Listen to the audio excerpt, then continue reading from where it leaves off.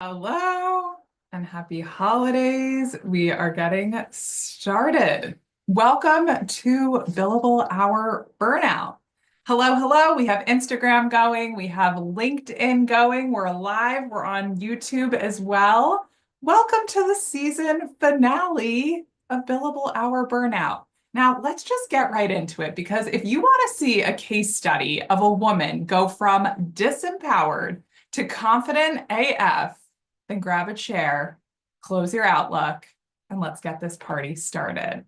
Now, before I forget, I like to record these. We can officially begin. Welcome to Billable-Hour Burnout. If you are looking for tactical advice that helps you actually have the career of your dreams without the stress or the overwhelm, you are in the right place.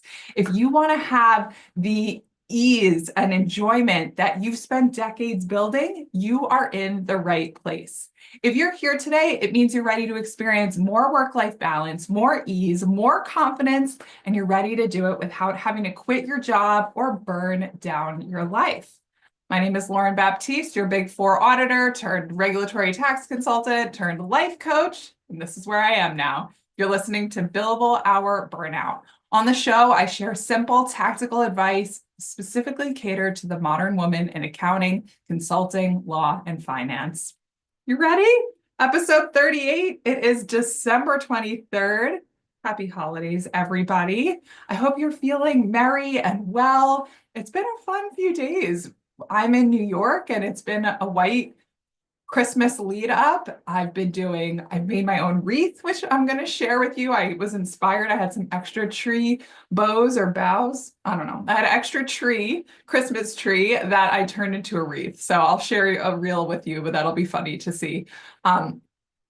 It kind of looks like a teardrop, but it's beautiful and it's homemade and I love it. And so it's sitting outside of my garage. And I just love my wreath. And then yesterday I did some ginger house baking, or no, not baking, making with my niece, and that was just lovely. So we were having a lot of fun. Right now, I'm excited to host tomorrow, and then I'm excited for some rest. Akaloa Wellness will be closed until January 2nd. And so at that time, there will be no consults, there will be no meetings, there'll be no lives, there'll be just me chilling out. And I am doing that as an example of what's possible for you. I know so many of you come and you're saying, hey, this is a busy time. I still have to work. How do I figure that out? Right. So let's be an example of what's possible and take some time to R&R. I'm also excited to goal storm, brainstorm, goal set, ideate, create, and really envision or really bring to life the vision I have for you in 2025. So without further ado, let's get into today's episode. Now, I already do an introduction, but this woman I am highlighting today is really just so special. Beth came to me feeling like something was wrong, and to see that she went from something was wrong maybe with her job, with her, with life. Like she was just feeling like not herself. And as a woman who made it as high as a tax managing director, a mama of a 10-year-old and a wife to her husband, she had so many things happening for her. But what I really want to showcase or even lay the groundwork for as you're listening to this is Beth's story is about courage. And I can't tell you how many women come into my world and say, even for example, I want to do this video interview.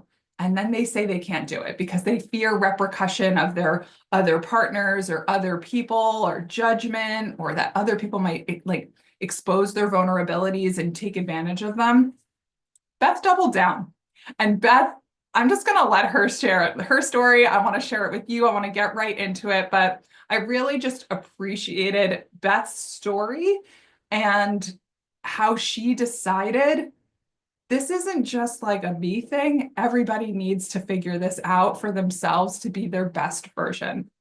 So without further ado, let me share my screen and we'll get this going.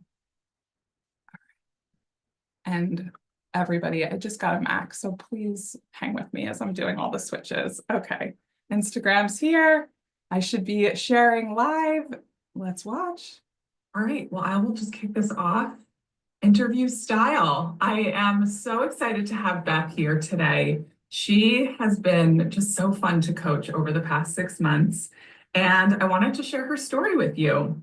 Beth has gone through a transformation and not necessarily in role, but inside. And so I wanted to show that because often people are experiencing or expecting a promotion. They're expecting a maybe paid change or a completely different job or fill in the blank of that like external circumstance. And what I wanted to share, why I wanted to share Beth's story is because she came to me, and I'll let her explain more herself, but she came to me feeling a certain way, which I think a lot of my community can expect, probably something around that burnout feeling, and wanting more for herself. And a whole new world, I feel like, unfolded for you. So Beth, why don't you take a moment just to share who you are, what you do, your title, anything you think that would be helpful for us to know to get to know you. Thank you, Lauren. I'm really excited to be here today to share my story with other professional women. And it's a topic that's near and dear to my heart because I've put so much effort into my career. I've been doing tax for the last 20 plus years. I don't really want to date myself, but I've been in public accounting. I was started out for about 9 years. Then I was in industry for 11, and I'm back in public accounting again for the last 2. So it's been a whirlwind, but I think many who work in these billable hour industries are well aware of the constant demands and the busy seasons and things like that. And people take those very seriously, but if you don't manage yourself and your thoughts and your actions and how you use your time very well, you can end up where I was, which I will say I was really not acting like myself. Emotionally, I was exhausted. I did not have patience, particularly with my family members, and I was starting to exhibit characteristics that I did not like. And I was really at a crossroads. I could either continue down my career journey or I could stop and do something entirely different. And I met Lauren at that crossroads. And I went to my husband and I said, hey, I'm really struggling here. I need help. I'd like to get help from an executive coach. I believe that I'm burnt out. And I believe that I need to, in essence, nurse myself back to health holistically. And the beauty of Lauren's program is that Lauren focuses on you as an entire person and really gets to know you and invest time in knowing you.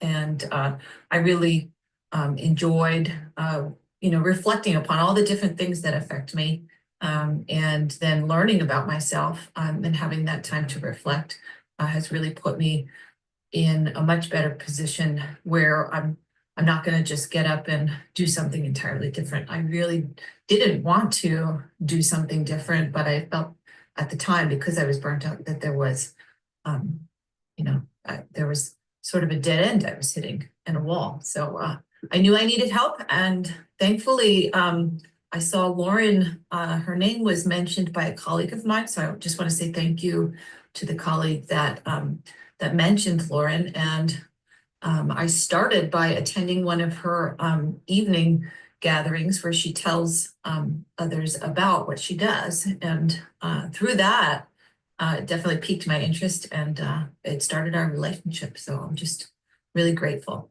I'm so grateful. I love you sharing even just like a little snippet, because I feel like you gave a little trailer, and I think it's so nice. One thing that you mentioned is there were characteristics in myself that I noticed that I didn't like. What were some of those characteristics? Yeah, so I was struggling to sleep, and I would wake up at odd hours, like 4 o'clock in the morning, and then my mind would start racing with all of the to-dos. And it almost created a paralysis, like an extreme procrastination, where I was so overwhelmed with the volume of tasks that I had that it almost made me unable to move forward. Which is not like me, because I'm a person that prides myself on productivity, and I really get a lot of satisfaction off checking the things off the list. I also noticed that I was becoming short in my communication, and I also like to think of myself as a kind and loving person, and I want to speak particularly to my loved ones in that way. And I was not able to filter things out. I was very short, often reacting in anger. And that I recognized fully that that's not who I wanted to be, and something needed to be done about that. And those were just a couple of the symptoms. I will say, people talk about getting the Sunday night scaries before work week starts. I would say I had an extreme version of that where I just didn't want to do it anymore. I wanted to find the passion for what I was doing and joy, and feel like a valued team member, and to add and produce value. But I was not feeling that because of my burnout. And so I definitely needed to seek help. And I'm definitely in a different spot now than I was back then. Yeah, amazing. And I think what's helpful to identify too, burnout is composed, according to the World Health Organization, of three things: exhaustion, physical and mental, a cynicism and detachment, which you just mentioned, and you first mentioned in the sleep, the second in that like Sunday scaries, and the third is an ineffectiveness at work. Did you feel that showing up for you at all? The procrastination, right? The sense, the like overwhelming sense of being overwhelmed with the to-do list, like I said, created inaction.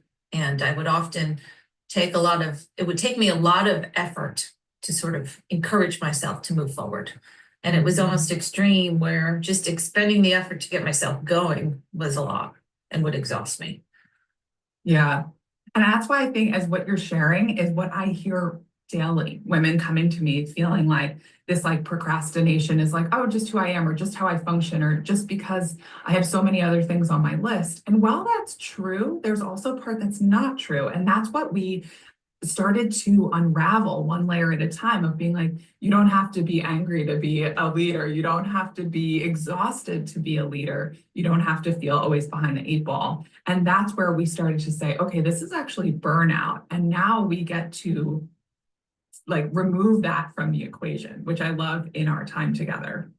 While we've been working, what have you learned about yourself, or what have you noticed or learned about your career or noticed in yourself while we have been coaching together? Well, I think a lot of people generally like to say, oh, it's not me, it's someone else, and point a finger. And I'm definitely humbled to say that there was a lot that was happening within myself, that was the problem. And I can't really put a blame on someone else in this situation to a certain extent, because a lot of what was happening was in my head.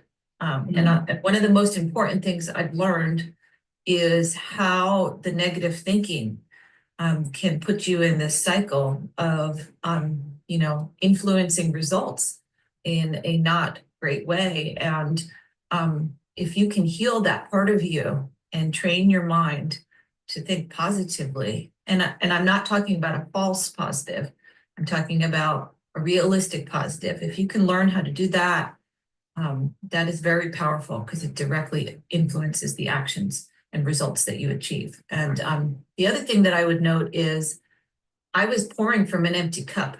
And the thing that I had to realize was I might not have been aware of it, but whether or not I like to say it, I was giving off a vibe to others, and to those within my team, particularly at the end when I was, utterly exhausted. And, there's this victim mentality. Oh, I've sacrificed so much. I've done so much. And that part is not healthy. And I needed to work on that and realize that as a leader, I should not be pouring from an empty cup. That does not serve my team well. And I needed to nurse myself back to health in order to be the appropriate leader that I want to be. I love that. It's so many, you said so many good things, but the one that I think, even just starting from the top, was like this idea of blame. And it's such a fine line, because what happens is we either say, my company did this to me, and or it's all my fault. And what you shared is like that gray space of it's not their fault, but also like it's not my fault either. So like let's find a solution. And so instead of blaming ourselves and like going into a place where our confidence starts to dip, self-deprecate, like into that whole spiral, it's like, oh, I can do something about this. And that's where it goes from blame to like power. And I love that you share that right from the get-go of like, okay, there's something here. And just even the idea of like how the negative thinking influences the results of where you were going, how it showed up in your team of like them not getting your best self, maybe even the negative thinking of like, I have to keep giving even when I have nothing to give. So I just really appreciate even that, the victim mentality and how now you're seeing how that's not serving you. It's not serving your team. It's not serving your clients. It's not serving your family. And now you have something better. So I love, love, love that. So tell me about some of the successes. So there's mindset, which is this like really sometimes a subtle component, but have you noticed like tangible gross components of like in your life, I'm experiencing these benefits now because I did this program? Yeah, I will say that habits take time to change. So you've got to give yourself grace when you embark upon a journey of growth like this. And it does take hard work in chipping away at the habits. And so slowly building that muscle memory of, for me, part of it is starting my day in a positive way. So doing something that uplifts me instead of stresses me out. And an easy one to highlight is that every morning I used to get up and start looking at my emails and my messages and start my to-do list in my head. And I actually have stopped doing that. Now in the morning, I wake up and I go outside with my dogs and I breathe in the fresh air and I don't look at my phone. And I look at the sunrise coming up and I try to find the joy and the gratitude to start the day. And if I start my day with gratitude, being thankful that I have a job and a roof over my head and food on my table and a family that loves me, all the things that I find true value in my life, that starts me in a positive way. And then I follow that up with some music. I have a very strong faith. I play some faith music, and then I get energized about my day. And it could be a hard day. It could be a day of meetings back to back, but my mind is in the right space. Whereas what I used to do was look at my phone and become overwhelmed and start that negative cycle of bad thoughts in my mind. Oh, what if I'm late? What if I don't get all this stuff done? Then it's this boulder rolling down a hill. What if I can't eat dinner with my family? What if I can't take care of my dogs? And I can stop that boulder in its tracks and knock it down the other side of the mountain and not even let it happen and affect me. So, but every day I have to do that with diligence. And there are days when I don't do that, but I see the result, on the different end of the spectrum of the day when I start with gratitude and positive things versus when I don't. It's a dramatic difference. I love that. It's funny when I speak with clients who are like moving towards the end of the program, I almost hear the words are like joy and presence and gratitude and these like words that I think when we're in burnout, we're like, what is that? So I actually, and I love what you shared because I think it is so tangible. Like you mentioned morning habits. I'm going to add a couple things to the list that I know you've accomplished. Even the idea you took a really solid vacation a couple months ago, weeks long, spent time with family, properly disconnected, right? That's something that when you go from like burnout, you don't even think you could take a day off, and you took weeks off. Yeah, that one was really important to me because I had taken a similar trip, and I have a twin sister, and I really wanted to spend one-on-one time with her. And I was up there earlier in the year, and I worked the entire time. And while it sort of was what it was, I came back again a little bit later after I had been working with you for some time, and I knew that it was okay for me to take my PTO and to fully disconnect, and that was what I should be doing. Did I skim my emails from time to time just to make sure nothing was blowing up? Yes. But that did not mean that when I was with my sister, I was on my phone the entire time. In fact, I kept my phone in my pocket or my pocketbook. I was not looking at it throughout. And my sister noticed the difference. And she said, "This is amazing. We had such a lovely time together. I'm so glad that we could do this." And it was night and day different than what I had done. I do think that there are ebbs and flows in your professional career. And sometimes there are emergencies and things that happen. But, the way that I got around it was I told the teams in advance, I am away. And if there were other teammates, I asked them to step up while I was out to cover.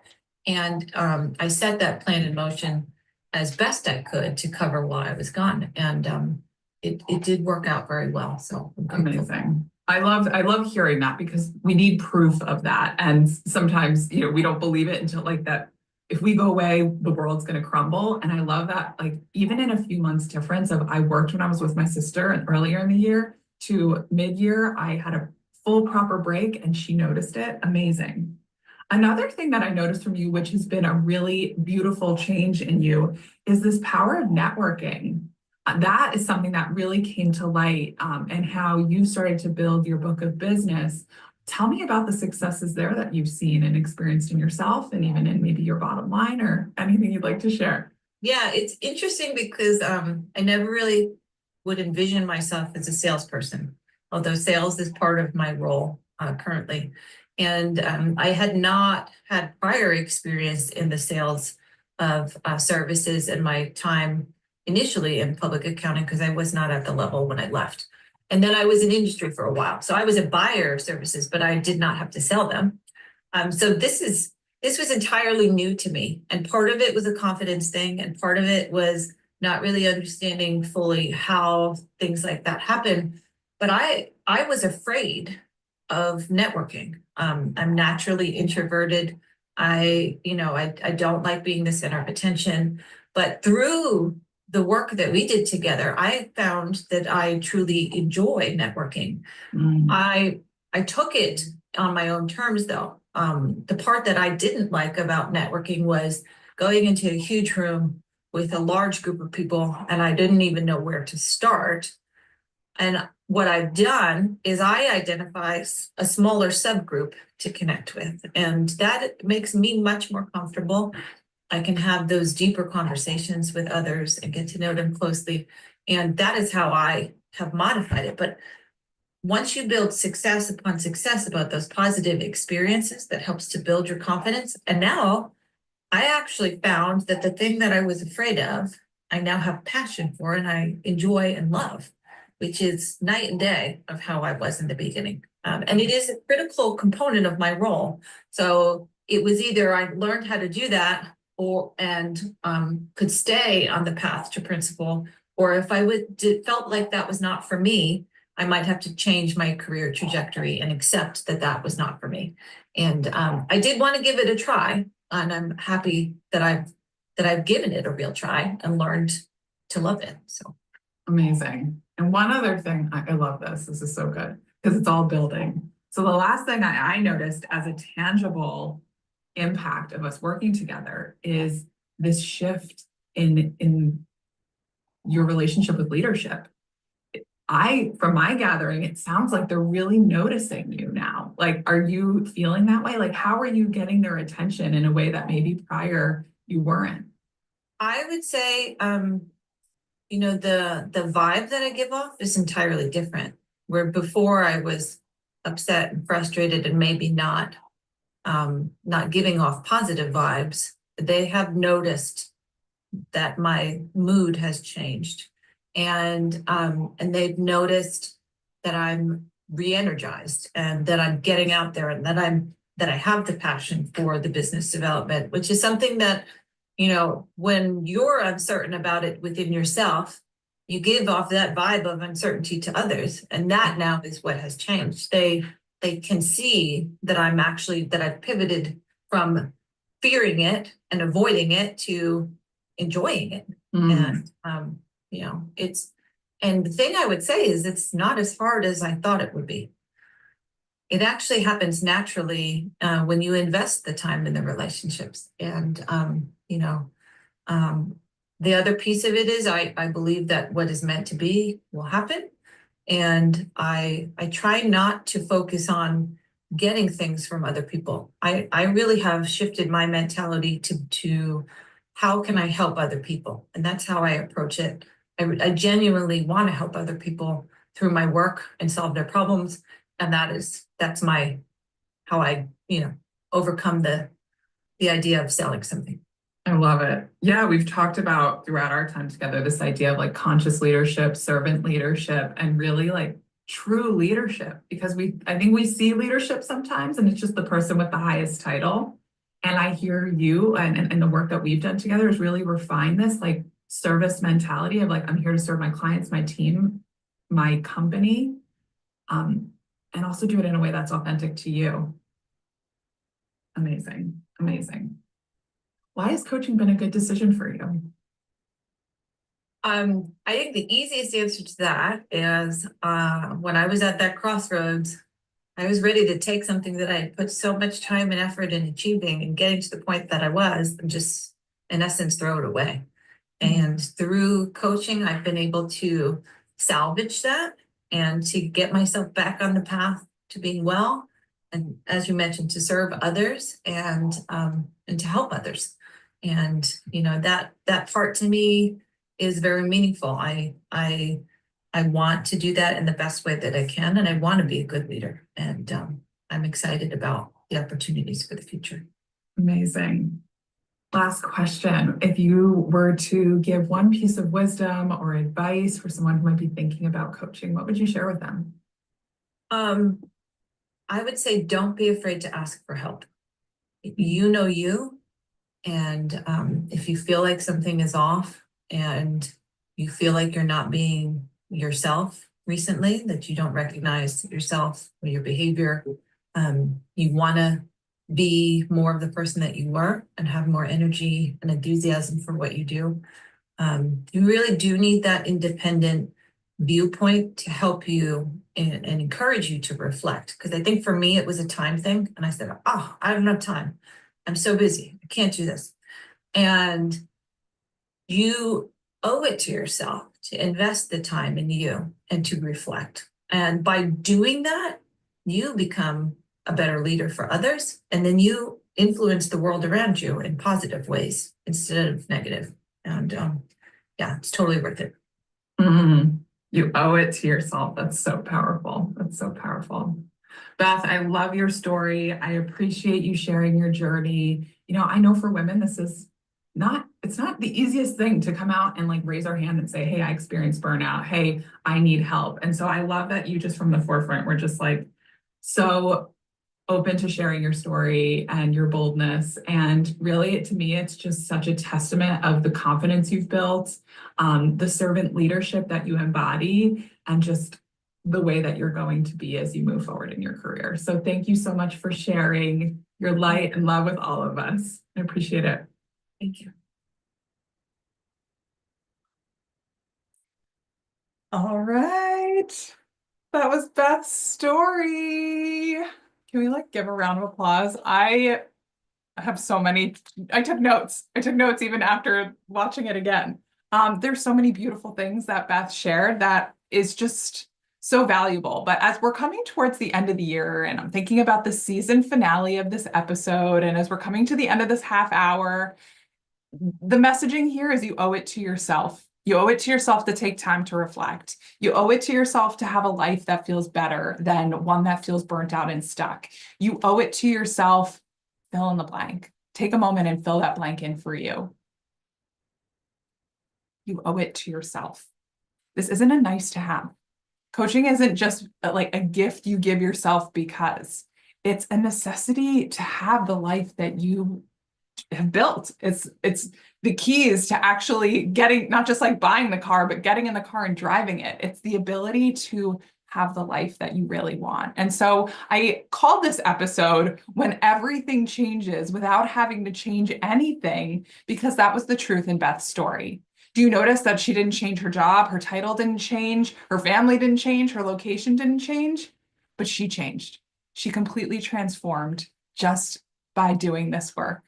And so I'm going to wrap it up there as we come to this last episode of Billable-Hour Burnout for this first season. I just want to say thank you. Thank you for joining me. Thank you for listening. Thank you for sharing your feedback. Thank you for engaging on the posts. Thank you, thank you, thank you. So let's stay connected in 2025, huh? Okay, the best way to do that, you can find me on all the socials.